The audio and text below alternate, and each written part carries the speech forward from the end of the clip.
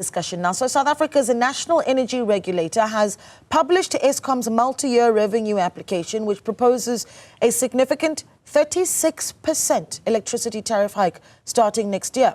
The proposal has faced immediate backlash, with the Democratic Alliance urging its rejection. A public consultation process is now underway, with submissions open until the 1st of November. But are these hikes justifiable? Let's explore this conversation. We're joined by Professor Sampson Mamphweli, who's the head of the Energy Secretariat at the South African National Energy Development Institute. Prof, a good morning to you. It's hard not to open your eyes really wide when you hear that 36% application. I mean, what do you make of that particular number? Yeah, good morning to you, Naledi, and the viewers. So the history has taught us that Eskom always get these calculations right. And the 36.15% is as a result of the fact that the electricity tariffs in South Africa have not been cost reflective. In other words, we've been paying less money than what than the actual cost of electricity generation, transmission and distribution, with a number of other factors. And part of the contribution to that is the fact that municipalities also owe Eskom a lot of money. So if you look at the 36.15%, Eskom needs about 446 billion rand in the 2025-26 financial year. You look at the municipal debt, it's sitting above 80 billion rand. So if they can just get that 80 billion rand from municipalities, it means it changes the whole ball game. That's the one thing. The other issues are around the efficiencies of the Eskom generation system. When Eskom made the application, we were still under load shedding. Which means that there could be changes in terms of the way they are running the system and the efficient manner in which the system is now running, which then means that if they go back and look at that, the 36.15% in the first financial year may change slightly lower. The unfortunate part is that this is the correct figure from the Eskom point of view. However, NERSA is not obliged to give Eskom the 36.15% hike. They have to look at a number of factors, including public opinion. They are going through a public participation process now. What we've learned over the years is that after that process, and after looking at the various factors at Eskom, NERSA normally grants a lower tariff hike, which is what we expected. Yeah. But in the long run, it comes to this because Eskom needs to recover the money that they used to produce it and distribute electricity to the customers. Yeah. Sure. I mean, the numbers that you share there aren't very encouraging. And here's the thing. We've known for years that Eskom in and of itself is in that over 400 billion rand debt, right?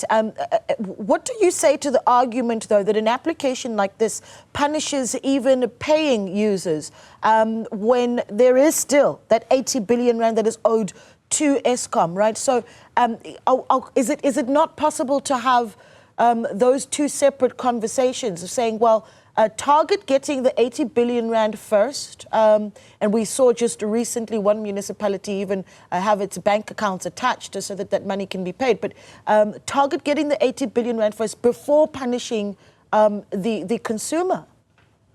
Yeah, that's correct.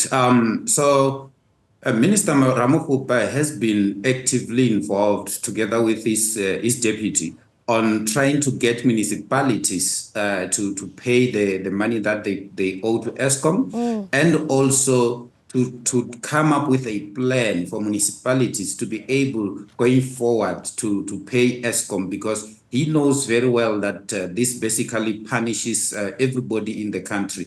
For instance, if we have to get to a 36% tariff hike, that has got a ripple effect in the economy on the negative side of things. You know, that price hike gets to be passed over to consumers by businesses. Yeah. And when that happens, it has a negative impact on the price of goods and services, which then affects everybody, including those who are paying for electricity as well.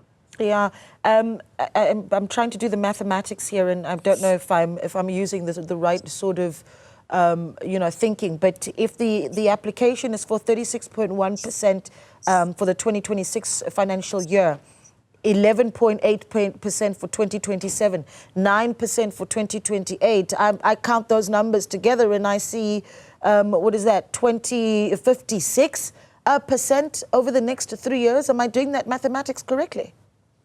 That is quite correct. And if we have to take all factors into consideration, the 11.8% and the 9.1%, you recall that Eskom always go back and look at the actual situation on the particular financial year. So those may change as well, depending on how municipalities are doing in terms of paying Eskom and the actual cost of electricity generation during those particular financial years. So those may change either for the worse or for the better. Goodness, yeah, that's going to be tough. And then, of course, there's, and this is what we need to clarify, is that the numbers that we're talking about here, Prof, are specifically for tariffs for people that I suppose are billed directly by Eskom. So the numbers start to look a little bit more different when you are talking about a local authority tariff increases. Explain that for us, Prof, so that the viewers can understand what it means for them if you're billing the municipality or you billed by the municipality. Yeah, so that's correct. So the numbers that we're looking at, the 36.15%, 11.8%, and 9.1%, those are for customers who receive electricity directly from Eskom. Municipalities go through their own process where they also make a submission to NERSA for them to be able to increase their tariffs, because they purchase electricity from Eskom and then they sell that electricity to the customers within their geographic areas. And with municipalities, the tariffs are a bit much higher compared to the ones where you buy directly from Eskom. So those kind of applications from various municipalities are still coming. You know, for the past, I think certainly this year may be an easier discussion, but last year, the year before, when you would have talked about a tariff hike where electricity is concerned, you would have gotten pushback because people say, well, we've got load shedding, so where's the energy availability if we're paying for more? Does this translate to energy availability, though? When we give more money and resources to Eskom, does it translate in better energy availability? Naturally, it should be, because you remember that when we talk about the cost of generation, distribution, and transmission, we're basically looking at the cost of the cost of servicing of this infrastructure as well. Which basically means that Eskom then will have enough money in their balance sheet to service the fleet that they use, the infrastructure that they use on the generation side and on the transmission side and the distribution side of things. Part of the reasons why we had load shedding was basically because Eskom didn't have enough money to service, especially the coal generation fleet, and government had to come on board and give them that 256 billion rand for them to service their debt. So that they can then use the money that is in their balance sheet to fix the coal fleet, which proved to be very successful. So that's why some of us are always worried when municipalities don't pay Eskom, because we end up in this kind of a situation where Eskom needs to either push the electricity prices quite high for them to be able to recover the money and service the fleet and the infrastructure, or they need to get money from elsewhere. Yeah. In the past, historically, they used to get what we used to call bailouts from government because their balance sheet was not able to service the infrastructure because the tariff was not cost reflective. Municipalities were owing them. The infrastructure was not operating optimally, and all those other issues. Yeah, but here's the concern though, Prof, is there's one could watch and say, are we talking in circles here? Because the tariff hike, let's assume that it takes place and you've got, Eskom does get that 36% hike. And then you say, well, it's going to translate to energy availability because we're going to upgrade the fleet. But we still have that over 400 billion rand debt that Eskom has. And that, bailouts or not, seems that for years, that number has not changed and it hasn't moved. So perhaps let's wrap the conversation up by asking if we're actually chipping away at the debt that Eskom is in. Yeah, there is a need for Eskom to look at that debt and look at how that debt can be serviced. I remember in the past, we've looked at green finance, for instance, because it's cheaper to look at getting green finance and then offset the major part of that debt with green finance and then pay low interest rates. Because what's happening is that the interest is the one that is pushing the debt very high because the interest is still very high, irrespective of the fact that the government has given the bailout.